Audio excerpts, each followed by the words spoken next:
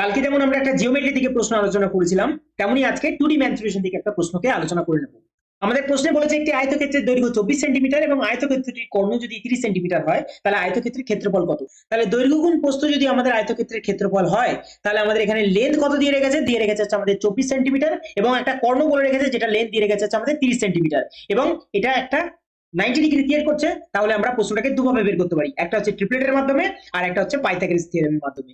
আর ট্রিপলেটের সাহায্যে করলে পরে আমাদের সোজা হবে জিনিসটা। আমরা জানি 3 4 5 এর একটা ট্রিপলেট হয়, এবং প্রত্যেকটাকে যদি 6 দিয়ে কাটি তাহলে কত আসছে, এখানে 5 বারে আর এটাকে কাটবো হচ্ছে আমাদের 4 বারে, তাহলে রিমেনিং যে সাইডটা পড়ে থাকবে সেটা হচ্ছে আমাদের 3 হয়ে যাবে। তাহলে এটাও হয়ে যাবে 3 না, এটা হবে 6 গুণ, তাহলে হয়ে যাবে হচ্ছে আমাদের কত, 18 হয়ে যাবে। ক্লিয়ার? দৈর্ঘ্য গুণ প্রস্থ যদি করি তাহলে 24 × 18 হবে। 24 × 18 দেখো ইউনিট ডিজিটে কত আসছে, 4 8 32 এর 2 হচ্ছে, যেটা অপশন একটা মাত্রই রয়েছে, অপশন নাম্বার সি। আর এরকম ধরনের যদি ট্রিক শিখতে হয় তাহলে অবশ্যই এক্সাম স্টাডি জাংশনকে সাবস্ক্রাইব করতে হবে। ওকে, চলো।